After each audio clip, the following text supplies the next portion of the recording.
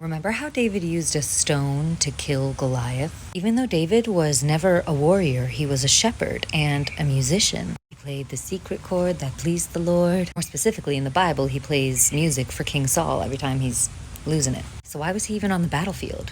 Well, see, David's father was Jesse, son of the Moabite woman Ruth. Because remember, our favorite Israelite kings, not purebloods. And Jesse's 3 oldest sons are on the battlefield with King Saul. And after 40 days of being down there, he starts to get a little worried. So he goes to David and he said, "David, take this bread and grain to your brothers and see if they're okay for me." So David's like, "Okay." Because David is Jesse's youngest son, so he's basically a baby. So he takes the stuff and he goes to the battlefield, and when he gets there, he sees Goliath, Philistine giant from Gath, 3 meters tall, covered in bronze and iron. And apparently he's been coming out every day for the last 40 days, challenging the Israelites to send out one of their warriors to get into one-on-one combat with him so that they can avoid having a whole war. But every time he comes out, the Israelites are scared shitless because he's huge, even though Saul has a pretty big reward for anybody who's willing to fight him and can beat him. Essentially a whole wealth of riches and his daughter.